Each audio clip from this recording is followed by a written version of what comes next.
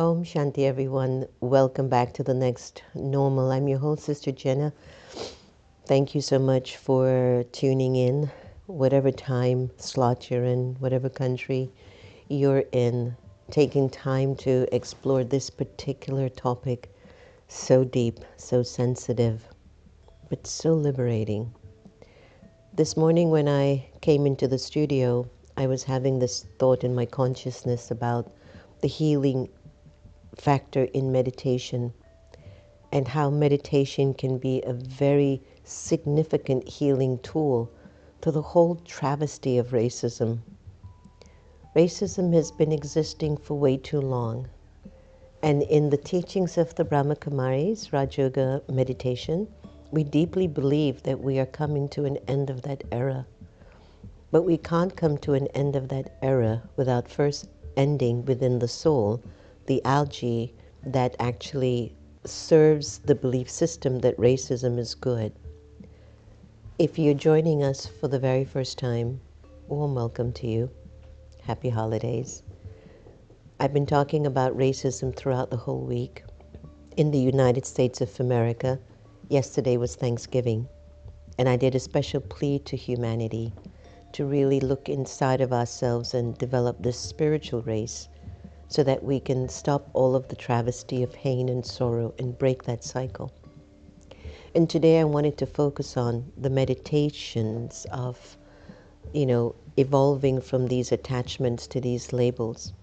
And so for those of you who've just joined us for the first time, again, warm welcome. And ALGE is an acronym that you will hear that I use regularly. It stands for A for anger, L for lust, G for greed, A for attachment, E for ego. And that's the root cause of humanity's suffering. I'm not going to go too fast from that point that I've just made. The root cause for poverty, illiteracy, ignorance, violence, racism, lack, fear, judgment, criticism, comparison, the root cause of it is algae. Algae is an acquired experience that has been built inside of our consciousness, inside of our personality, because of the many lives we've had, or even if it's just in this one lifetime. We see it, it goes unchecked. We think about it, it goes unchecked. We speak from it, it goes unchecked. And what makes it a great opportunity of this time to dismantle is that everywhere you turn, everyone has an element of algae in their personality. And who am I?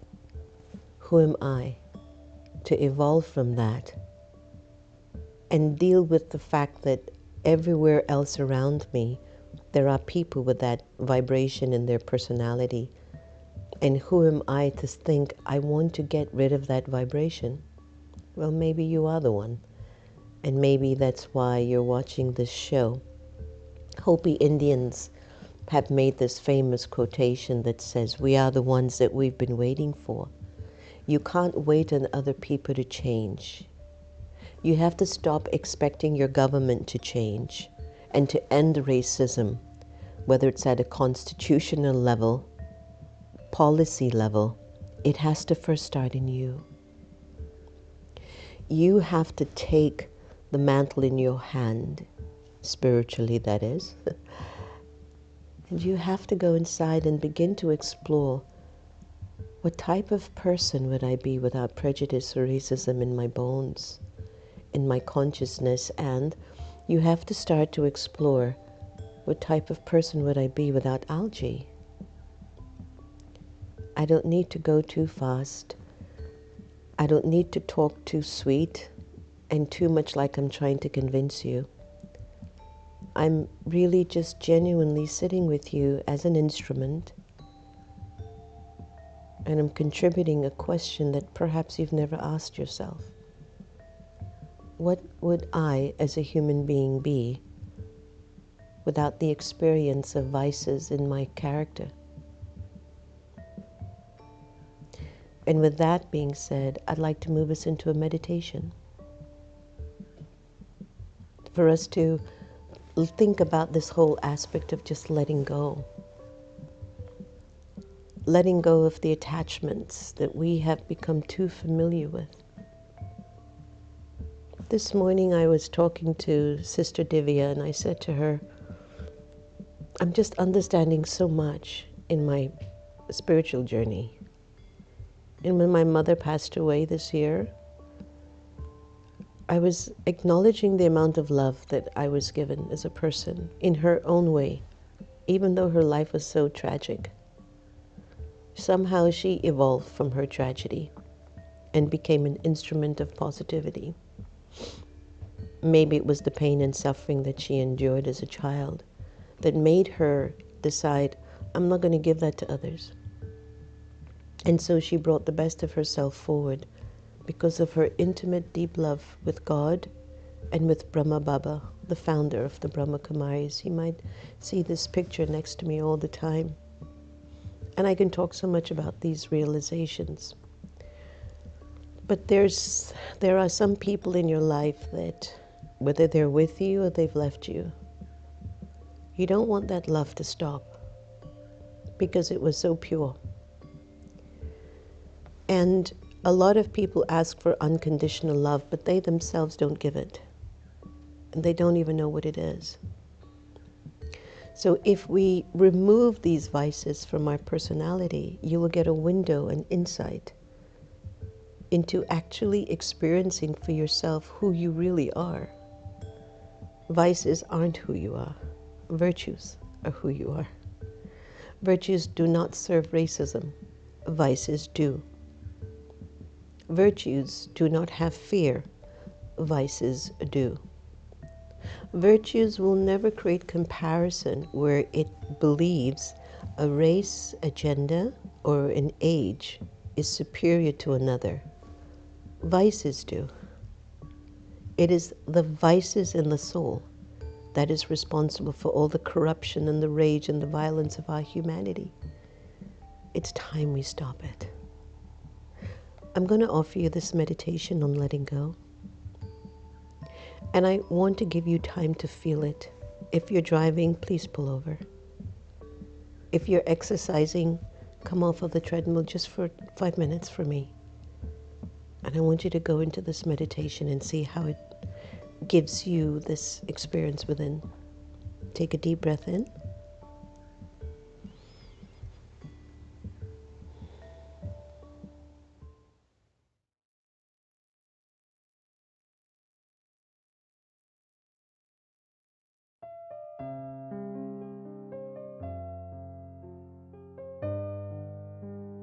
Om Shanti. The time that we choose to be aware doesn't necessarily require me to just sit and meditate. But even while I walk and move around, I can be in a meditative awareness, which is awareness of the soul, the original, eternal, imperishable being of light. For a little while, I'd like to invite you to be present, to be here, and to be now. Allow your mind to settle in the moment, to relax. This meditation is about awareness. It's about becoming aware of your original and eternal self. It's about connecting to your truth.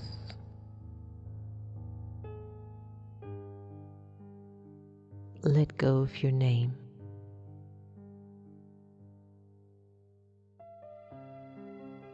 And observe yourself feeling nameless.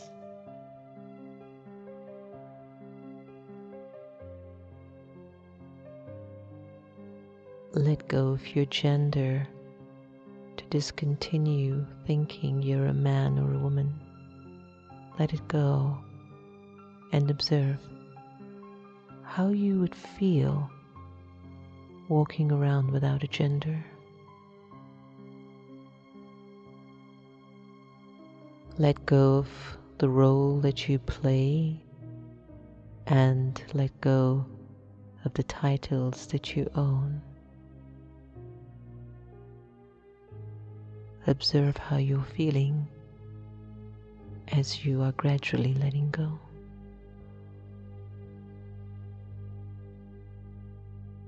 Let go of your religion and put it aside just for now.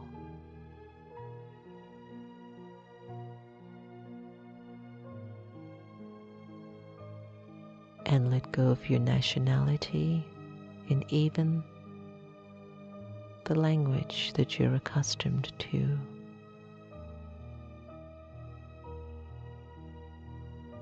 Imagine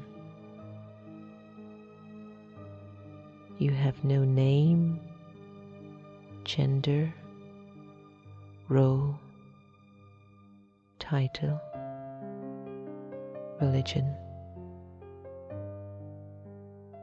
nationality, or even a language.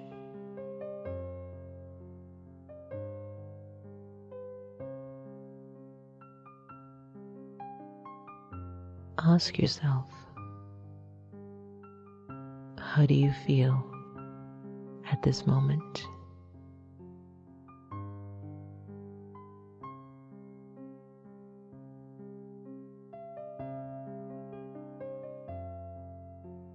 And in this feeling, who would think of you and who would you think of?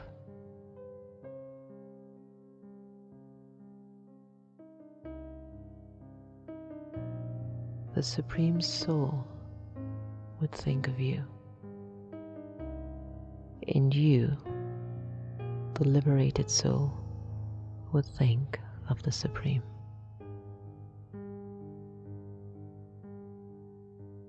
In this state of absolute freedom, I am truly who I am.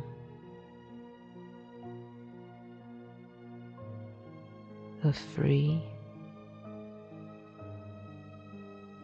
peaceful, pure, immortal, and eternal soul.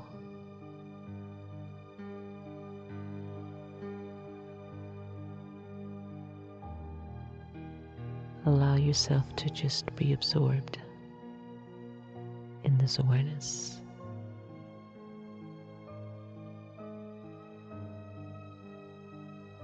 At this time,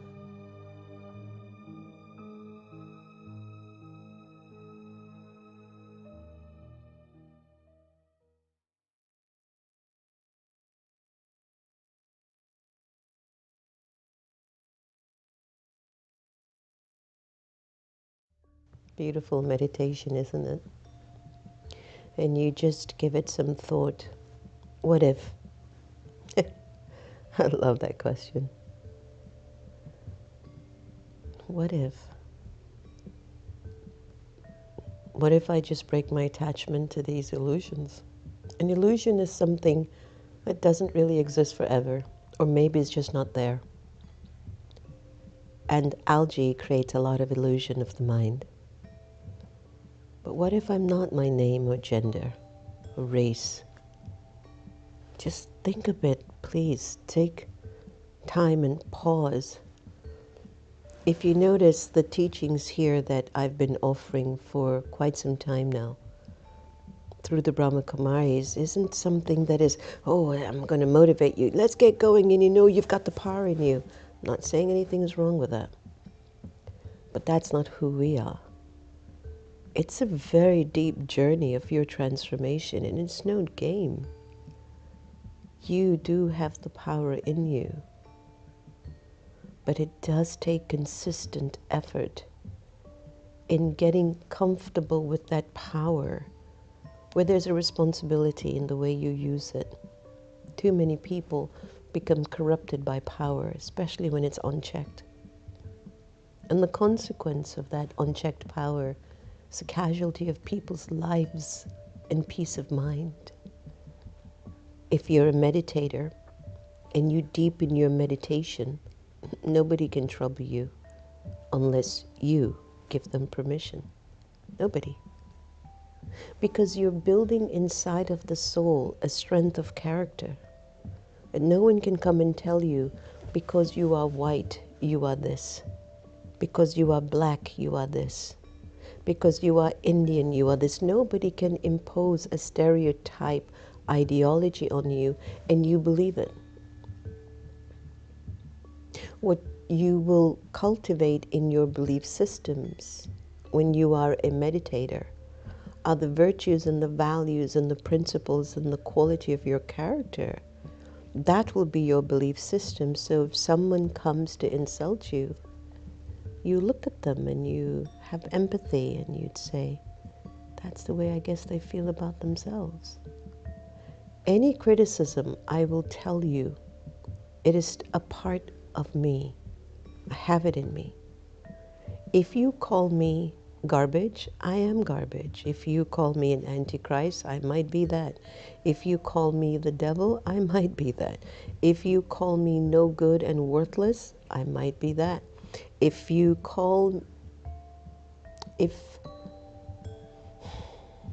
any expression that comes from within you to attack another person's morale, character, a state of being, humanness, it's you. At that moment especially, it can't be denied. I would never call you garbage. I don't live in garbage. I don't have that mentality. You understand? You understand what I'm saying? If it's not in you, you won't throw it out to somebody. So when people are heavily indoctrinated in a belief system because of the vices, and they've passed it on for generations upon generations, where they have now developed a belief system that blacks are like this, whites are like this, Chinese are like this, Indians are like this, Latinos are like this. That's all vice consciousness. And because they've cultivated that belief system, they speak these things. Garbage countries. This one is an enemy. This one's not an enemy. They speak unkindly about each other because that energy is in them. And I don't care if you're doing it for marketing purposes or if you're doing it for ratings in your TV show or whatever it might be. It's the dirt inside of you. And when the spirit has become dirty with vices, it makes decisions from those vices. Do you hear what I'm saying? So if it's in your being, it has to come out. So whatever color you might be or whatever religion that you belong to, check the vices first and check your virtues. I mentioned to you the final moments before we leave this body. There is an element of a God energy, and there is an element of a darker energy, an energy that has fed from algae. And when the soul leaves the body, the soul will actually go into the realm of the algae vibration or the realm of the godly vibration. Love, peace, purity, truth, and joy. And so why I beg you to serve the virtues in you more is that I want all of our souls, all of us, all of our souls to live in freedom, in joy, in peace and comfort at a soul level. And I think it starts now. It can begin now. Do you believe me? So I feel, and this is a plea, and if you're in the United States, I want you to start to write letters to your members of Congress and Senate, House of Representatives and Senate. I want you to write letters to the president. I want you to write letters to your governor. And you begin to tell them the importance of meditation as a tool to help in healing racism. I want to go to AI and look at it. Is this machine intelligent enough to have us look at, can meditation be a healing modality to ending racism? So here it says in Awakened Intelligence, meditation, while not a direct solution to systemic racism, can play a meaningful role in healing the individual and collective mindset. I'm going to let you hold that. The collective mindset and the individual mindset. So here's what it can do to help. Increase self-awareness. Meditation fosters self-awareness, allowing individuals to confront and recognize unconscious biases and prejudices. By examining your thoughts and emotions without judgment, one can become more conscious of ingrained stereotypes and work towards releasing them. Put it in the chat. You see, we've been doing this all week by now. Number 2, promoting empathy and compassion. Practices like loving kindness meditation help cultivate feelings of empathy, kindness, and connections to others, regardless of differences. This emotional shift can reduce hostility and foster more inclusive attitude. Practice Raj Yoga meditation. You'll find any of our free meditation classes online. Reducing reactivity. Meditation trains the mind to respond to situations thoughtfully rather than to react impulsively. This can be critical in addressing racially charged situations or conversations, fostering calm and constructive dialogue instead of conflict, healing trauma. It will support the healing of racial trauma experienced by individuals and communities. 5, encouraging collective consciousness. Group meditations aimed at unity and peace can amplify the intention to create a world free of discrimination. When practiced widely, meditation can contribute to a shift in collective consciousness toward greater inclusivity and equity. Building inner strength. Racism often stems from fear and insecurity. Meditation helps individuals cultivate inner peace and confidence, reducing the need to assert dominance or superiority over others. So limitation in context, while meditation can help transform individuals and encourage more equitable perspectives, dismantling racism also requires systemic change. It includes education, policy, reform, and active engagement in social justice work. By combining inner transformation through meditation with outer action, we can create a more just and compassionate world. Now, I want to share with you policies, education. If those leaders are not in meditation or practice meditation, it's two separate worlds. They won't understand the deep spiritual requirement.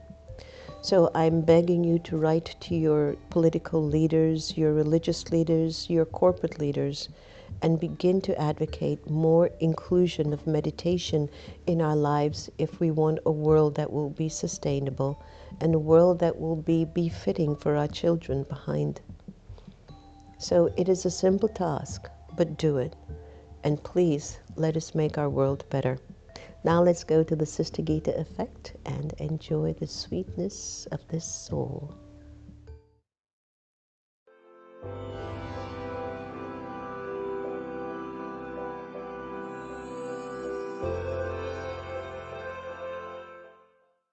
Emotional pain versus spiritual health.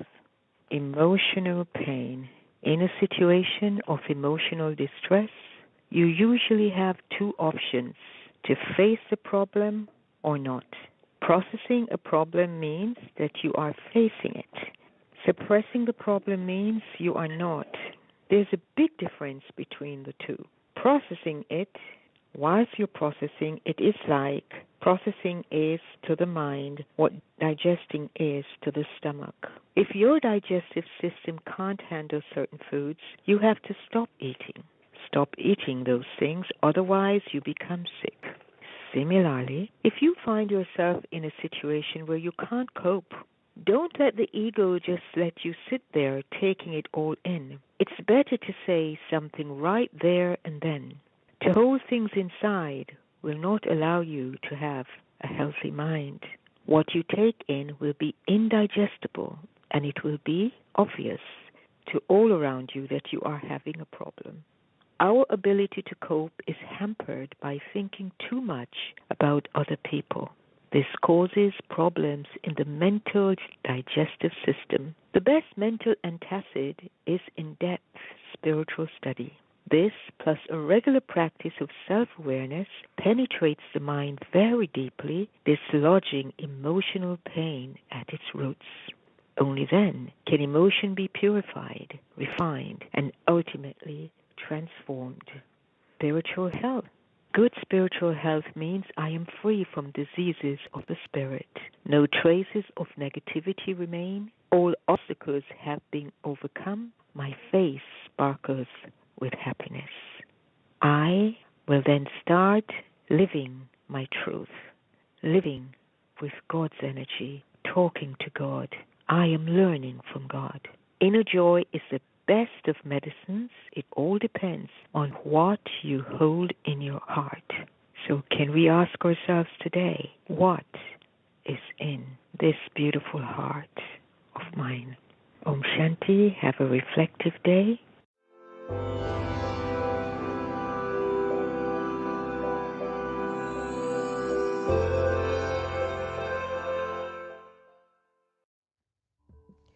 What is in your beautiful heart? Ask yourself as a means of ending this racism throughout the world. Today's Aviak signal, the main basis for your stage developing in service for humanity and in the self, is an unbroken love for God the Father. Let nothing else except love for God be visible in you. Let God's light be in your thoughts, in your words, and in your behavior. And when you speak even one word, while being absorbed in the love for God, those loving words will tie others in love. Just the one word, Baba, which is the affectionate term we call God, the Supreme Being, spoken by souls absorbed in love, will work like magic. Wow. Baba. All right, so I hope you've all enjoyed the week-long excursion of a spiritual cure for racism. Please send me your thoughts and experiences about what the week has meant for you. And please go to the playlist and maybe play it over and send it especially to your teenagers and young folks. And if it's anyone also that you know has been struggling with it, you can just simply say, hey, I came across this. What do you think? Just spread it so that we can make the world a better place. So, hello, Deborah. Very nice to have you. Deborah, sick of this pain route, would rather be pulled by a vision. Absolutely. Hi, Indra, Lavsi Sol, Dinesh Bhai, Anita, Om Shanti. Shobha, good morning. Yukti, Aunt, very nice to have you again. Thank you again for addressing this subject. You've really appreciated my deepest love for you too. Lindia, my gosh, I don't know how many of you have ever listened to the Lindia Grand show, but please turn to it on Radio 1. Just a beautiful woman with a strong heart, innocence in her spirit. I don't know if you're still on, Lindia, but that's the way I've often felt about you, and I have insights. So Lindia says, Om Shanti, good morning from Kingston, North Carolina. Hi Rashmi, thank you for all that. Good morning, Sister Jen is amazing. I want her message to reach the world everywhere. Yes, Rashmi, this is amazing. Tulisi, good morning. Lily, collectively. Minakshi, nice to see you. Nice, thanks, Sister. Lori D, hey. Hey, Lori, we were at the airport together. Well, you were going one way, I was going the other, right? So Lilawati, very nice to have you back on. Ann Santon, again, very good. So I'm glad that this has been a really helpful series for you, especially in these times. We're moving into a new year. Let us become new ourselves. I believe it, and I wouldn't tell you if I didn't. I'm working so deeply on removing my vices, and it's a percentage base. 90, 80, 70, 60, 40, until I wake up one day and I don't even know the word vice. Just think about it. What an aim. What a vision to pull, right, Deborah? To actually have a vision like that that pulls you, that inside of my spirit, there's no more vice. Just God's love. And imagine 8 billion of us with that. Or even at least half. Keep practicing to love everyone the same, everyone. And take care of yourselves and each other. And happy holidays. See you again soon. Om Shanti.